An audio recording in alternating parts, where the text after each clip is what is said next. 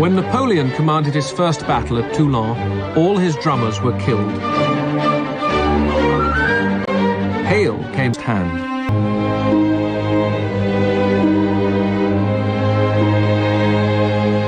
For the French, the cost of victory in 1918 was a shattered economy. And for its film industry, which had once led the world, the loss of its markets to America.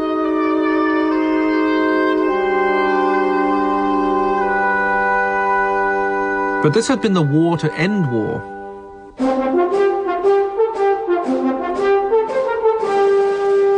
Film people came back from the armed forces with a sense of exhilaration.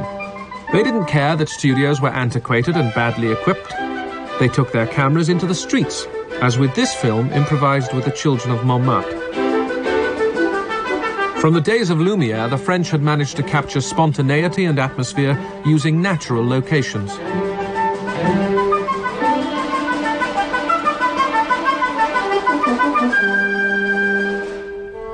Rural France had always attracted filmmakers, never more so than now. Members of a new movement regarded themselves as animated impressionists. They were led by theatre director André Antoine. Well over 60, he lamented that he wasn't a younger man. He felt cinema should now be a liberating force, freeing artists from the constrictions of theatre and studio, and bringing audiences the look and feel of real life.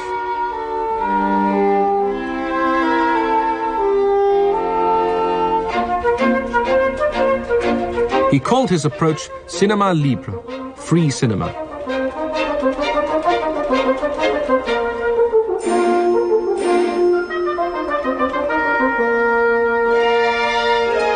La Terre, from the Zola novel, was shot on a farm near Chartres.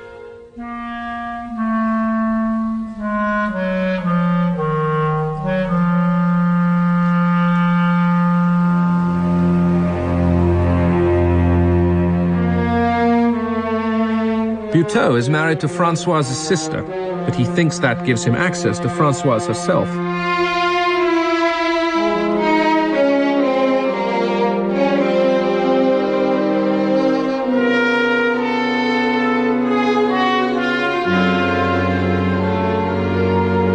Françoise is played by Germaine Rouet. Il me grondait parfois, mais très gentiment, parce que comme j'avais jamais rien fait, j'étais très maladroite, alors il me disait, mais il donne des mains de paysanne. Je lui disais, je ne peux pas avoir des mains de paysanne, mais essayez d'avoir des mains de paysanne. Voilà ce qu'il me disait. À ce moment-là, je me mettais par terre, puis je grattais la terre. Alors je faisais rire tout le monde. Antoine's films had a remarkable documentary quality, but they were not popular. His last film about barge life was never released. Such films needed a touch of romance to draw the crowds. Jean Epstein made such a film featuring Blanche Montel. Ça s'appelait La Belle Nivernaise, et quand on m'avait engagé, naïvement, j'avais peut-être cru que c'était moi la Belle Nivernaise. Pas du tout, c'était le bateau. Bien vieux. Shot on the Seine between Paris and Rouen, La Belle Nivernaise was an inspiration for Jean Vigo's famous La Talente, made 10 years later.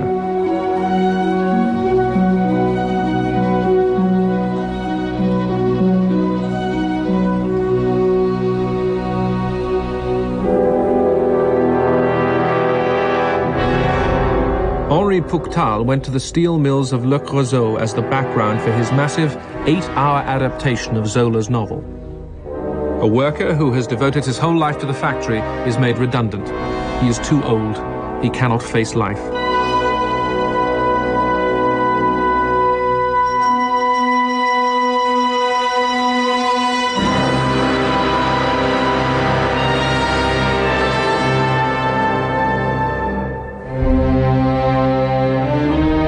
La Rue was made on an even more heroic scale.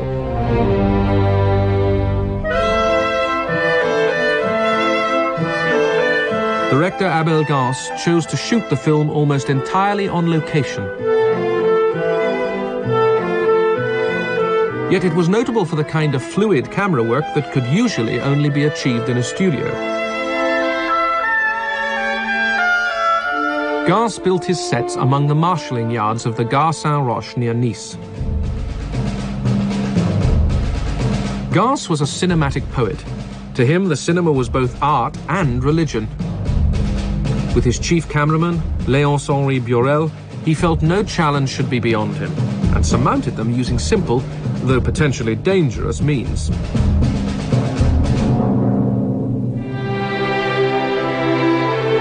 Gance revealed all kinds of surprises. Offered the cream of French acting talent, he chose his leading lady from the English cinema.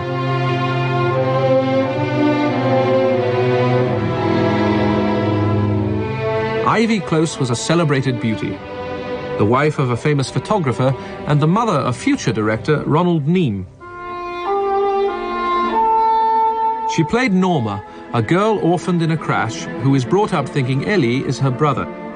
But she falls in love with him, while Sisyphe, her stepfather, is obsessed with her.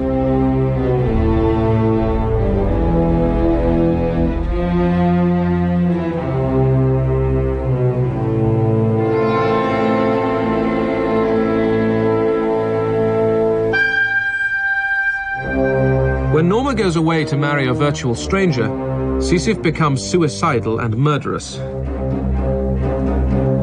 He decides to crash his engine, to kill both the things he loves.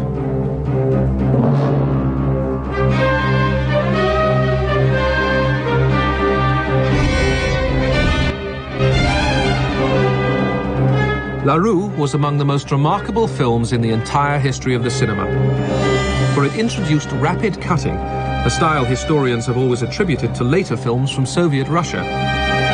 Here, Gance does it for the first time. It was inspired, he said, by music. The cinema to him was the music of light.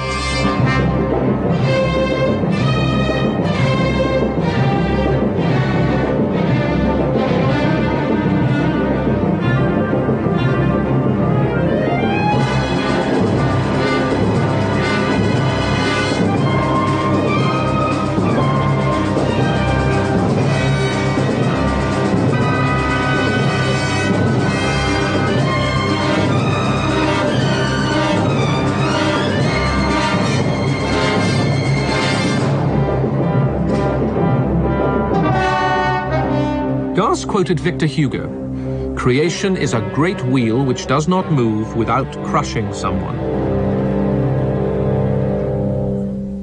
Which is how financier Charles Pathé must have felt as the film went far over budget, and he argued and pleaded with Gance, but he realized that Gance was in trouble. His beloved fiancée, Ida Danis, had fallen ill with tuberculosis, often incurable in those days. Qui font que la roue a obéi à sa maladie et que, parti en somme de Paris, j'ai dû aller à Chamonix, j'ai dû aller ensuite dans les Landes, j'ai dû ensuite revenir à nouveau à Saint-Gervais, j'ai dû à nouveau repartir pour Paris. Enfin, je me suis déplacé autant que son état a nécessité. Ce n'était pas la roue qui m'obligeait à le faire, c'était son état.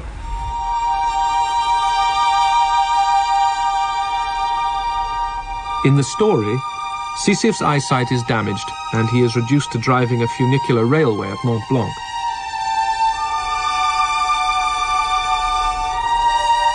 The actor playing Sisyphe, Séverin Mas, was also incurably ill.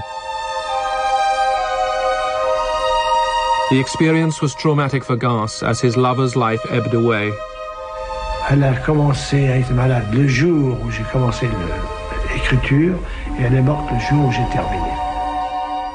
Gans was too grief-stricken to complete the film, so he seized the chance of a trip to New York to get away from himself, as he put it. He attended a gala showing of his pacifist epic J'accuse. The film might never have been shown in America, but he met D.W. Griffith, who ensured distribution through United Artists. Gans returned to France bursting with ideas and transformed the film, which he planned to show in episodes. La Rue, 3 years in the making and 3 times longer than planned, opened at the Gaumont Palace in December 1922. Public attendance was beyond Gans's wildest dreams. There had never been a screening like it in Europe. Les gens s'impatientaient, les taxis, les voitures klaxonnaient, c'était vraiment noir de monde. Et comme les portes ne s'ouvraient pas, la foule a poussé les portes. Avec le final du film, il y a eu un tel enthousiasme dans la salle, et Gans est arrivé au milieu de la piste. Il a passé le mégaphone à un régisseur qui a dit « Monsieur Gans est très ému, ne peut pas vous parler. Il propose qu'on bisse la dernière bobine. » Ça a été vraiment un très très grand moment du cinéma. Now completely blind, Sisyphe awaits death in his lonely cabin.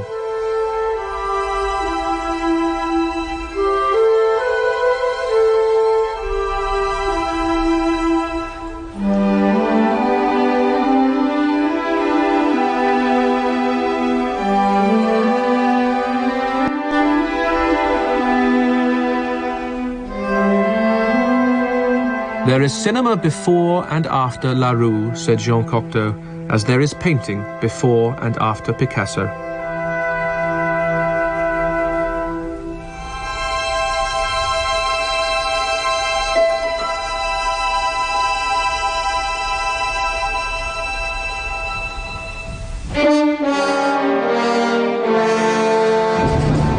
The French had a tradition of films shown over several weeks. The backers of Les Miserables, however, wanted the story reduced to a single film, but the director held out for a version of several episodes. Using locations, Henri Fescourt was able to set the story in the places indicated by Victor Hugo. Montreuil-sur-Mer looked exactly as it had when Hugo visited the town in 1837.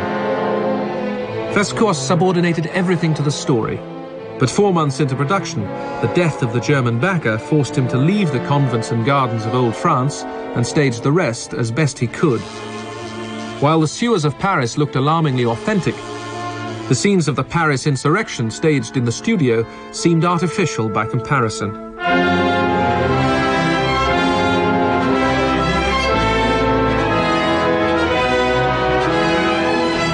But the film was so popular that it was even accorded a showing in America, cut from 32 reels to 8.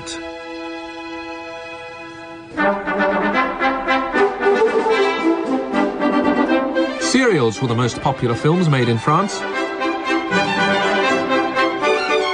They acted as a bulwark against the onrush of American films by giving exhibitors a guaranteed audience for 8 to 12 weeks at a time.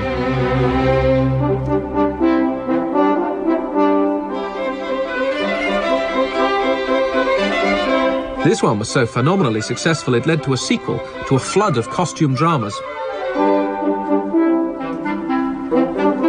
It was even used to block the Hollywood version made by the great Douglas Fairbanks. His Three Musketeers was kept from the screens of France and much of the rest of Europe for nearly a decade. Otherwise, since the war, the Americans had had everything their own way. Jackie Coogan brought the crowds in 1922 with a personal appearance in Paris with his parents. Coogan was famous for his performance with Chaplin in The Kid. Jacques Feder depicted a similar relationship in his version of Anatole France's story with the great stage actor Maurice de Feraudy and the young Jean Forest. In this case, the boy has saved the old man from suicide and gives him a new reason for living.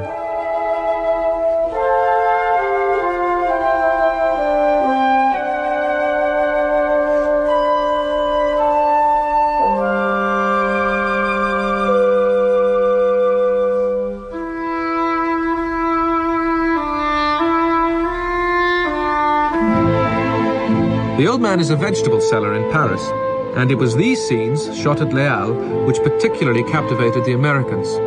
D.W. Griffith declared, "I have seen a film which for me precisely symbolizes Paris."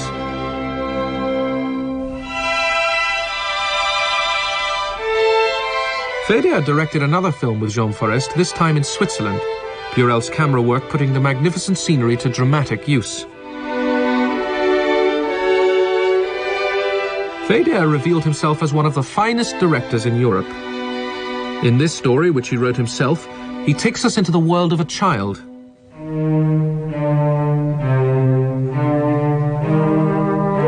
A boy's mother has died.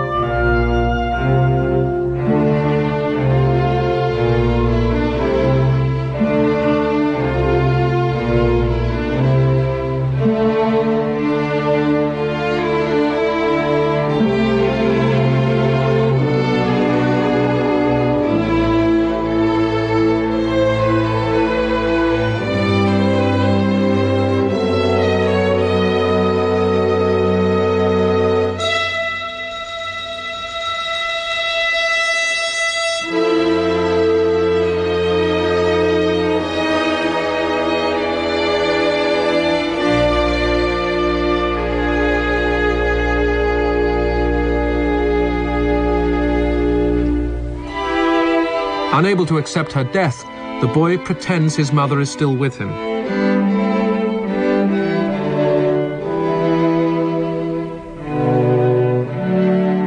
His father eventually remarries, and the boy has not only a stepmother, but a stepsister to contend with. The boy and his younger sister regard the newcomer with hostility.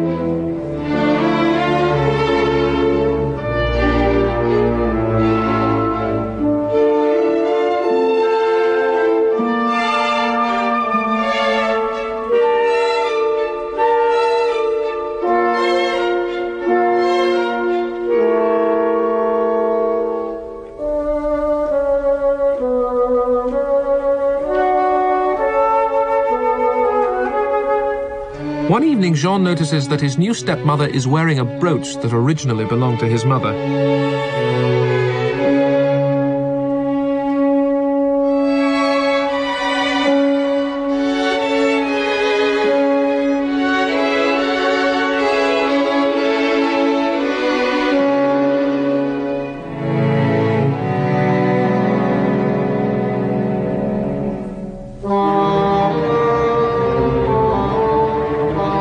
Overcome by guilt, having put the life of his stepsister at risk, Jean feels life is not worth living.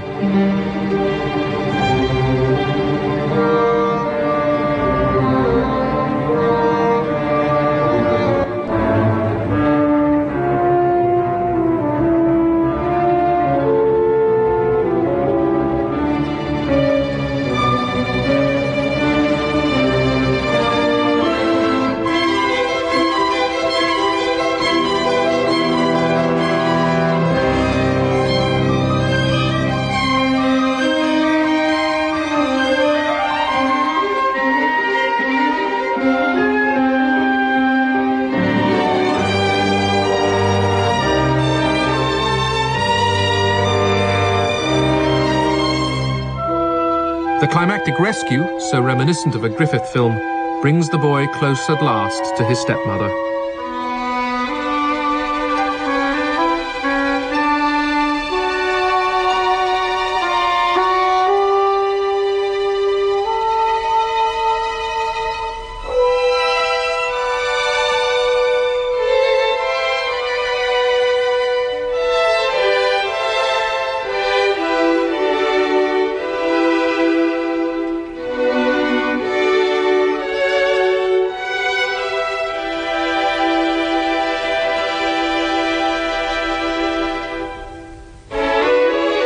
The French industry did not depend on stars in the American sense. The nearest equivalent was the Spanish actress Raquel Meyer.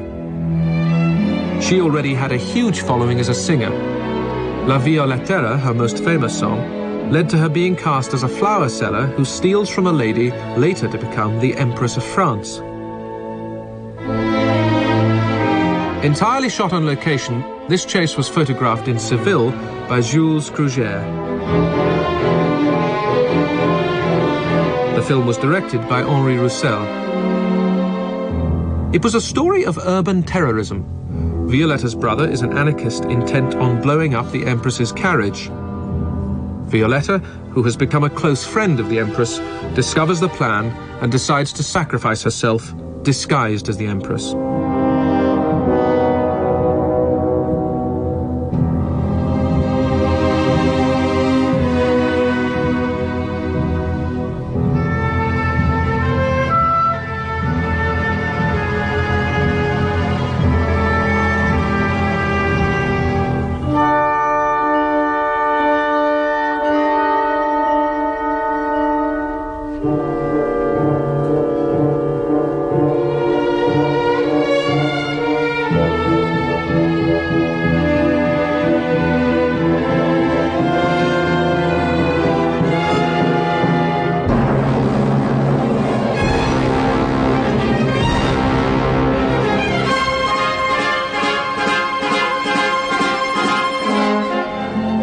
Violetta survives because the carriage has been packed with the Empress' favorite flowers, imperial violets.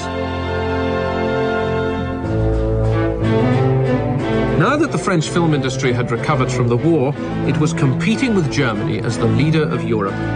The number of French films was rising every year. Through co-productions with other European countries, it was hoped to challenge the dominance of America. Enthusiasm had been there from the beginning, but now the French studios worked to such a high standard that filmmakers flocked to them from all over Europe.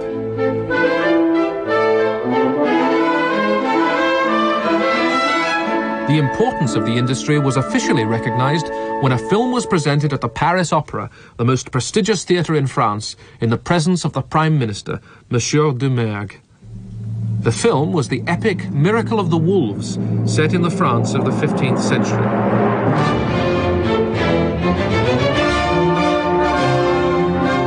Reflecting this new esteem, a company was formed specially to produce great historical films.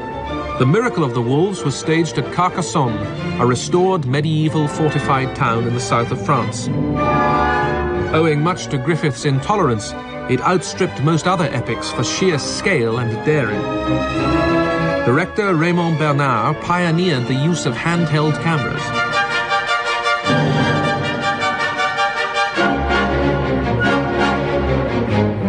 It was the most expensive historical film ever staged in France, but when it reached America, it was dismissed.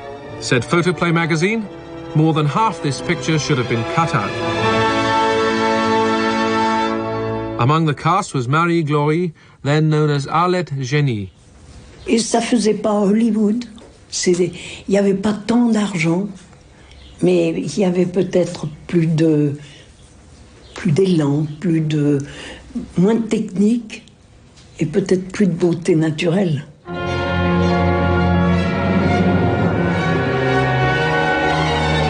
Pierre Blanchard played a Polish patriot in the company's second great epic about the Polish rebellion against the Russians in 1776.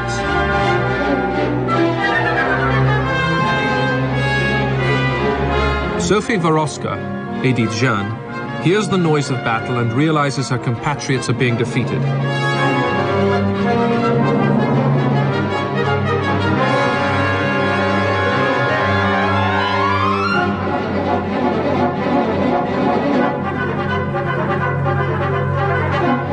In an astonishing sequence, she overcomes her despair by imagining the Polish rebels winning a brilliant victory.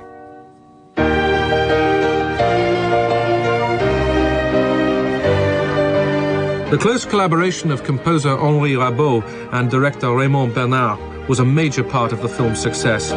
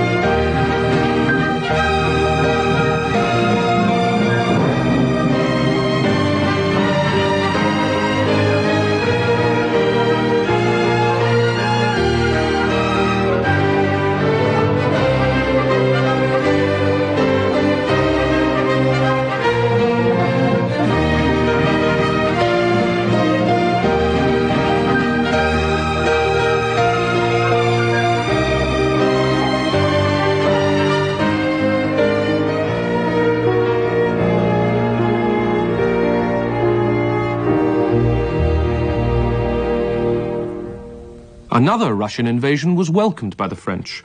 Culturally, there had long been an affinity between the two countries.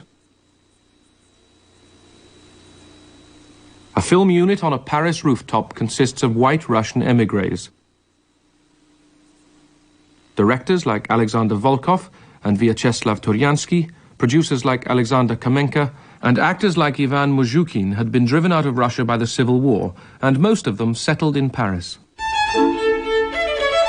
This scene from Volkov's film about the wild life of the 18th century English actor Edmund Kean was set in a London tavern. Ivan Muzhukin plays Kean.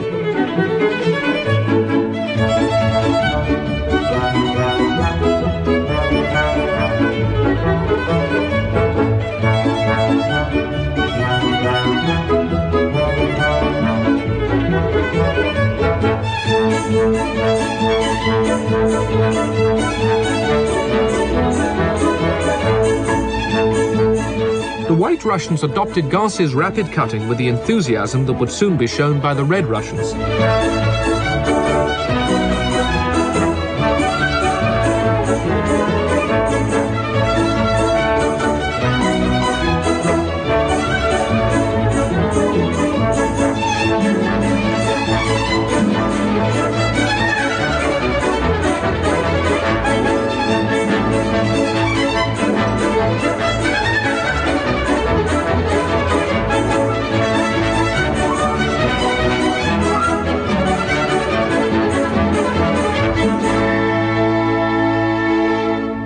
The Russians who worked on Kean celebrated the Russian Christmas at Billancourt Studios.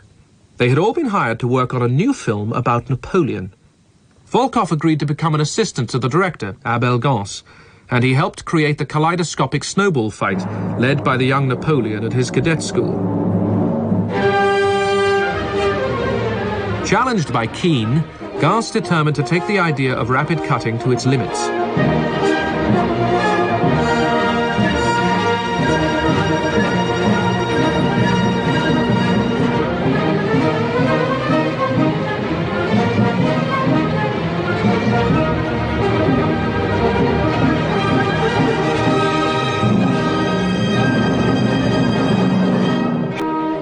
The snowball fight was shot by Jules Crugère, equipped with debris camera mounted on his chest. Gance wanted the audience to participate in the action, to feel itself punched on the nose.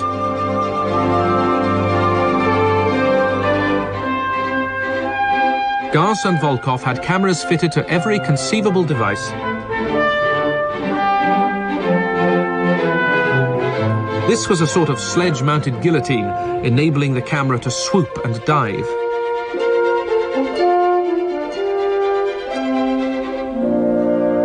Long before camera motors became standard, they had a camera which could pan automatically through 360 degrees.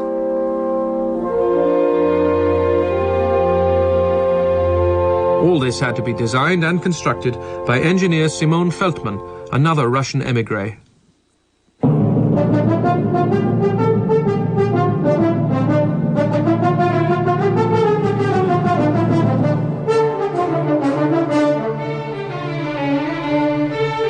Taking his company to Corsica, Gans wanted an epic chase which would outclass any Western, to carry the spectator into the pursuit. He and Volkov decided to put the camera on a horse and turned to Simon Feldman. Feldman was the unsung hero of Napoleon.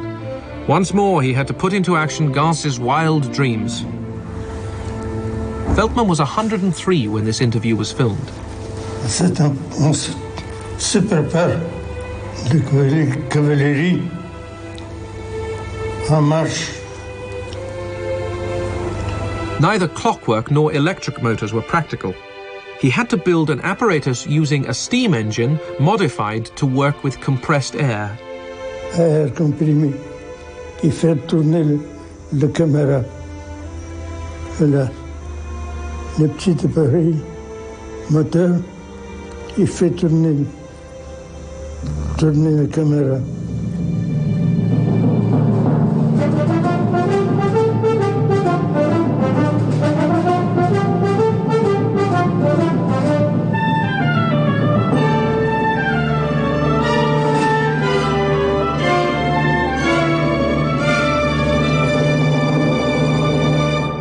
Perhaps the greatest challenge was to find an actor with charisma enough to play Napoleon. Gans tested scores of people, including Ivan Moshukin, René Fauchois, and Harry Krimer. An old friend was Albert Dieudonné, but Gans thought he was too old.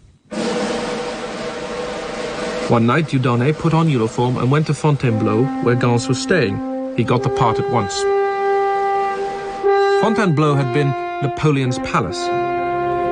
Dieudonné also visited a night watchman who claimed to see the emperor regularly. Alors je suis arrivé, j'ai ouvert la porte brusquement, j'étais naturellement en uniforme, et je lui ai dit, eh bien Matard, alors, on dort quand on est de garde?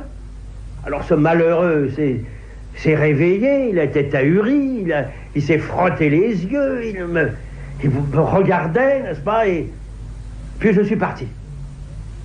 Et le lendemain, il a dit à Desparbès, eh bien vous savez, monsieur le conservateur, je ne vous mens pas. Hier, je l'ai vraiment vu, Napoléon. Avant, je plaisantais un petit peu. Je vous disais ça pour vous faire rire, mais cette fois-ci, je l'ai vu. Malheureusement, ce pauvre homme est mort 8 jours après. Est-ce moi qui suis une des causes de... Mais enfin, en tout cas, il est mort en ayant vu Napoléon. Il avait réalisé le rêve de sa vie, comme moi j'ai réalisé le mien en interprétant le film d'Abel Gans.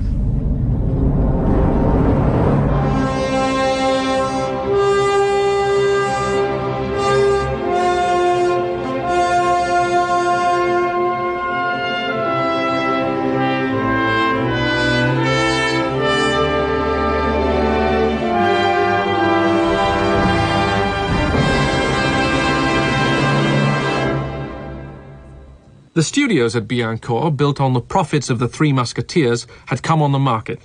Gans bought them, and in order to stage one of the most spectacular sequences ever shot in a studio, he had them specially equipped. The Battle of Toulon had taken place in a torrential rainstorm at night, and Gans had decided the only way to do it was to shoot in controlled conditions with rain provided by the local fire brigade. But when an accidental explosion occurred, Gans took the full blast.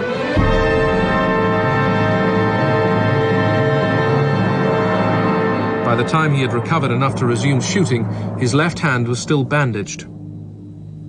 Et il avait les mains bandées, il se servait d'un porte-voix et pour donner ses indications, et c'est comme ça qu'il arrivait à galvaniser les acteurs et créer cette atmosphère d'électricité qui régnait sur le plateau. Aussi l'aider magnifiquement. Et quant à moi, c'est ça qui m'avait donné cette profonde, magnifique envolée de la Marseillaise.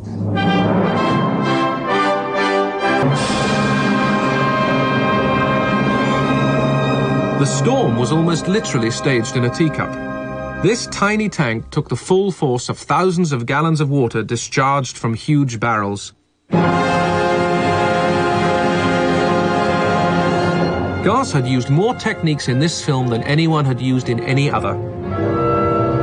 Now he wanted to visualize Victor Hugo's phrase, "To be a member of the convention was to be a wave on the ocean." Once again, he turned to Simone Feldman, who devised a pendulum to give the camera the movement of a wave.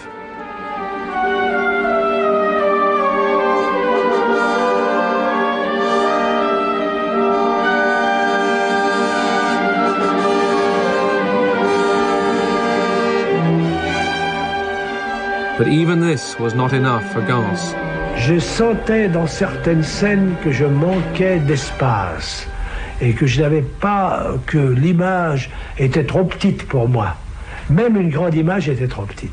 Et c'est un jour que j'écrivais dans le Midi des scènes de la Convention qu'il m'est venu l'idée d'étendre l'écran. Et comme je ne savais pas comment l'étendre, je me suis dit, mais si je mets un appareil qui prend ce champ-là, un appareil qui prend ce champ devant moi, et un troisième qui prend ce champ-là, j'aurai un énorme panorama.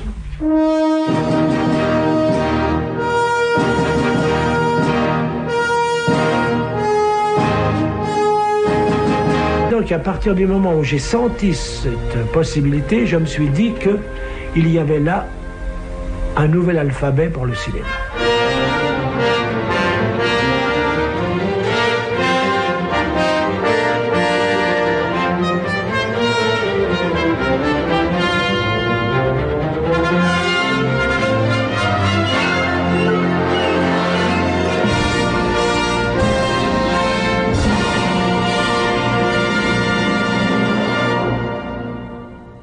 Gass's system of 3 cameras mounted on top of each other was too cumbersome. The answer would be a method of producing widescreen effects with a single lens. Henri Chrétien was inspired to develop such a lens after seeing Napoleon. He patented the process as hypergonard, and the first film to use it was To Build a Fire, adapted from Jack London. Only these frames survive. The film was directed by Claude Auton-Lara. Qui a été interdit.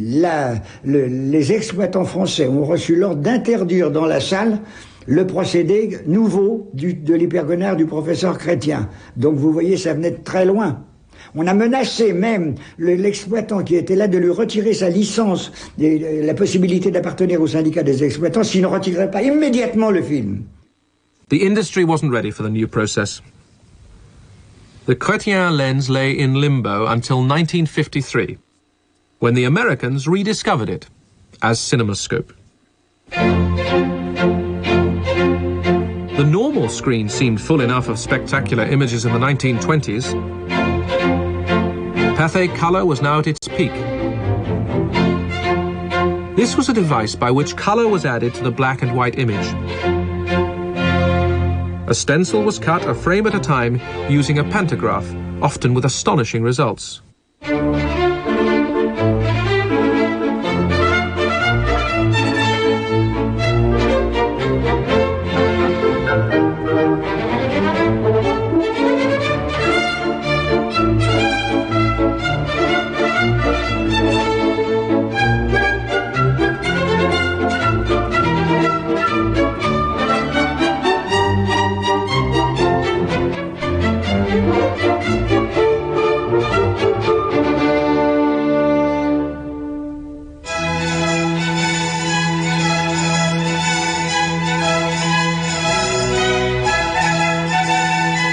Casanova, a collaboration with the German company UFA, starred Ivan Muzhukin.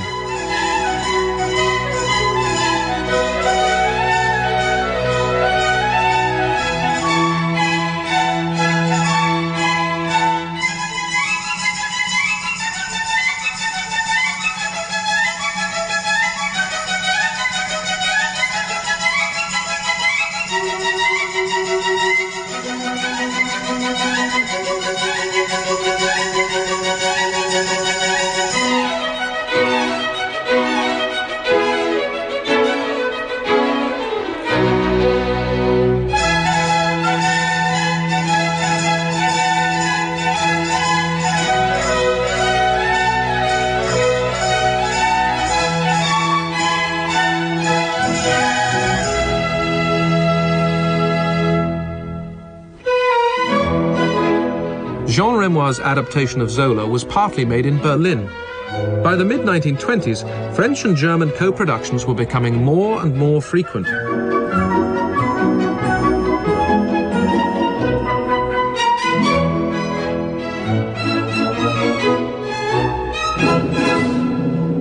Jean Renoir was the son of the great painter Auguste.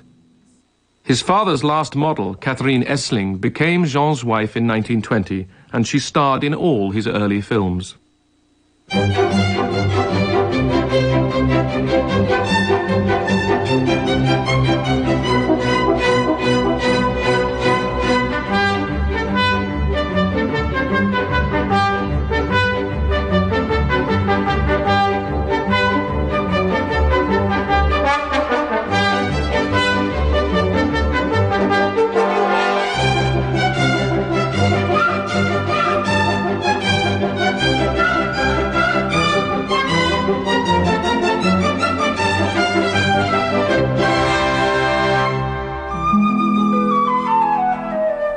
Like Renoir, René Clair was one of the new young filmmakers. His film gently and affectionately mocks the bourgeois Parisians of the turn of the century.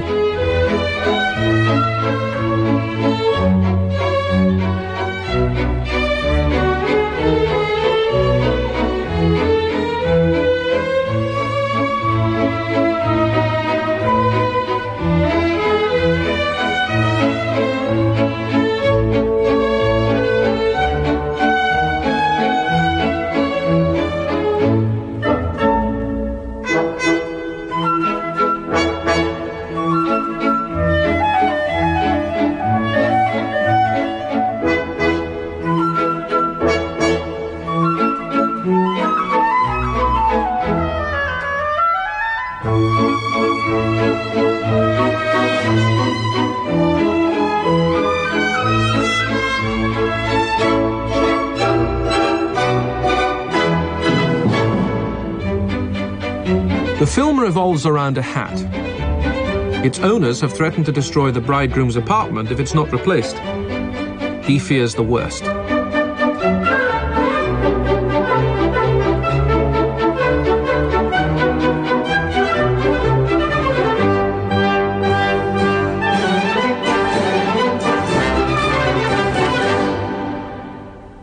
René Clair had come to filmmaking through the avant-garde. In the heady atmosphere of Paris in the 1920s, young artists were excited by surrealism and the opportunities offered by film. The Seashell and the Clergyman was made by one of France's few women directors, Germaine Dulac, and it caused a sensation when it was first shown.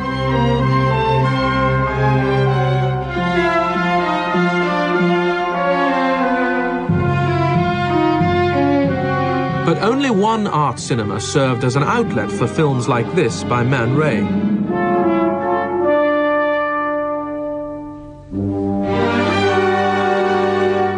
Whereas Marcel L'Herbier brought the avant-garde to the regular cinema-going public. Marcel L'Herbier was the aristocrat of the avant-garde. He was concerned with design and employed artists like Fernand Léger, Cavalcanti, Auton Lara, and the architect Mallet Stevens. As a director, he was thought to be coldly intellectual, but his experiments were influential, even if audiences often disliked them. Il avait l'œil, il réglait beaucoup ses lumières lui-même. Oui, je crois vraiment que c'était, avant tout, avant de faire jouer ses acteurs, je crois que c'était un merveilleux photographe. Merveilleux. Le cas L'Herbier sur un plateau, c'était très curieux, parce que c'était le gentleman tiré à 4 épingles, traversant les plâtras sans avoir la moindre chose sur lui. On ne comprenait pas pourquoi. As early as 1920, he was experimenting with lighting, lenses, and editing.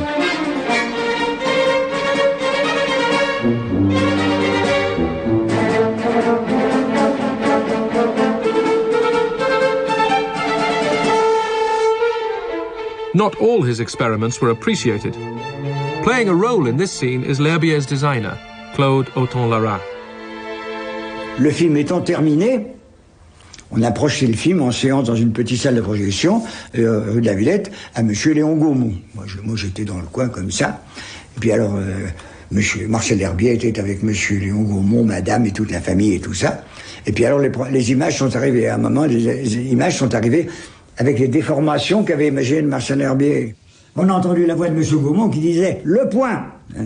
Il y a eu un silence respectueux, personne n'osait rien dire. Puis comme ça continuait, qu'il y en avait d'autres images qui étaient aussi comme ça, le point opérateur. On a arrêté la projection, monsieur Gaumont s'est levé en disant qu'est-ce qu'il y a qui ne va pas, et alors l'herbier était obligé de s'approcher de monsieur Gaumont, lui dire écoutez, vous savez, c'est une vision personnelle, monsieur Gaumont. A personal vision of devastating power was made at B&Core Studios by the Danish Carl Dreyer.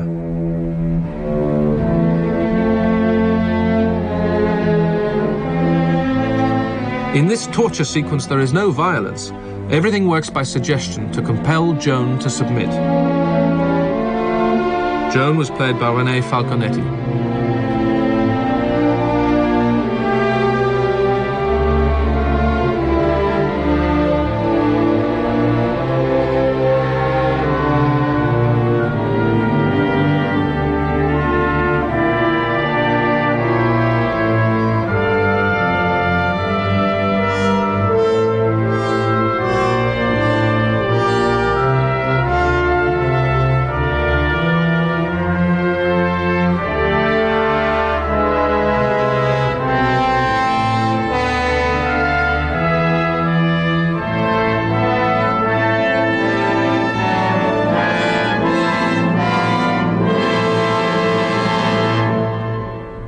Dreyer was given a free hand to make a great film to match the same company as Napoleon.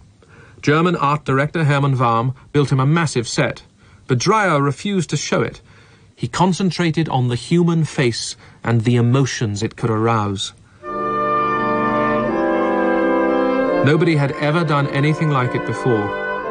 This was a purely experimental film made at huge cost. Audiences of the time disliked it, and it was a commercial failure. Yet it survives as one of the classics of the silent era.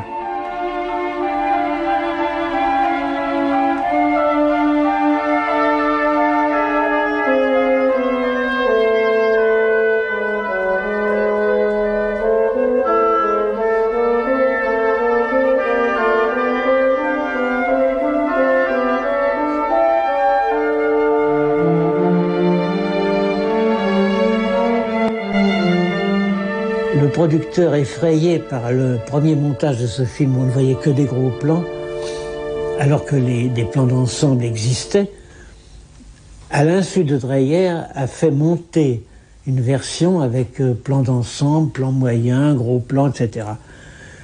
Quand Dreyer a appris ça, il est entré dans une colère noire. Et en définitive, cette version du producteur n'est jamais sortie, heureusement d'ailleurs. Another Joan of Arc was made at almost the same time by Marco de Gastine with Simone Genevoix.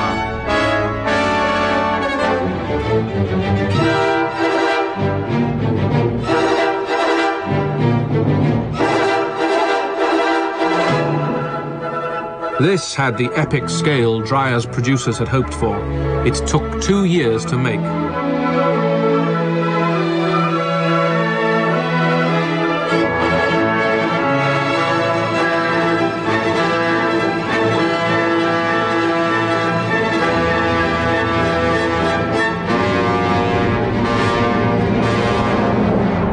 Despite its superb reconstruction, the film has been eclipsed by the Dreyer version.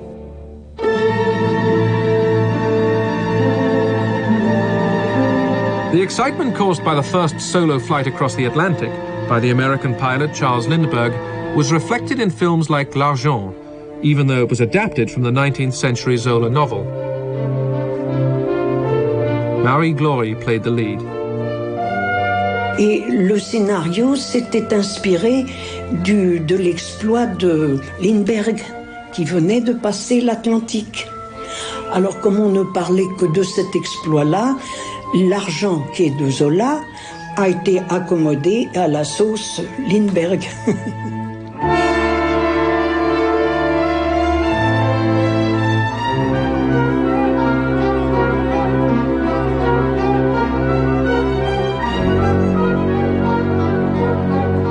Michel L'Herbier took the techniques of Napoleon and adapted them to a modern story set in the French Stock Exchange.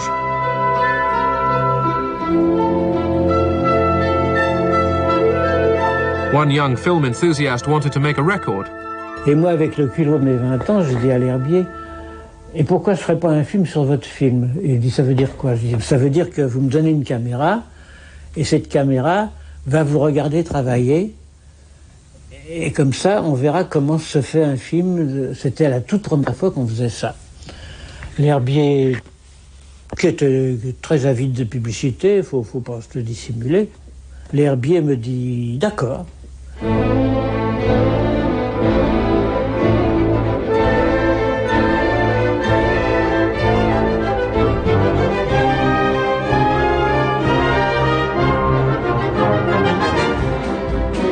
A Franco-German co-production, the film had a budget of nearly 5 million francs.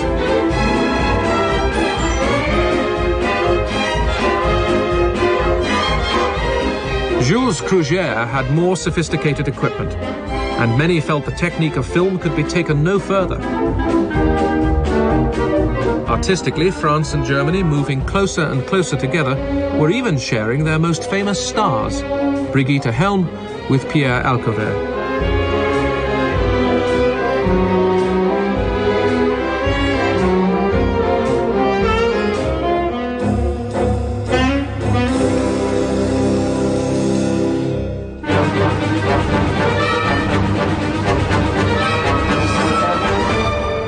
The German actress Dita Parlo plays a French girl arriving in Paris for the first time. Au Bonheur des Dames was another film which updated Zola and was equally inventive in cinematic terms, but it was overshadowed by the arrival of sound.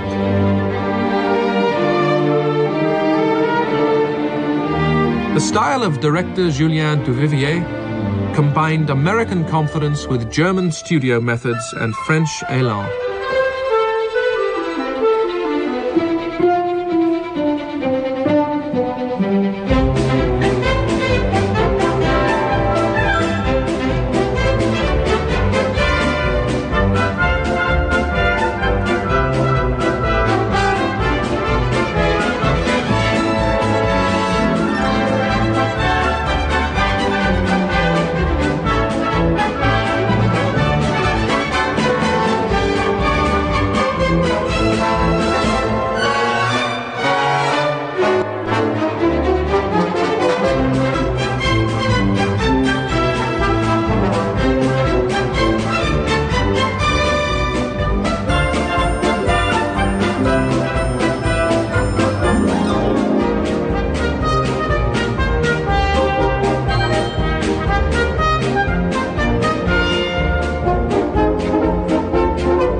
Despite the depression and the arrival of talkies across the Atlantic, the French film industry was buoyant.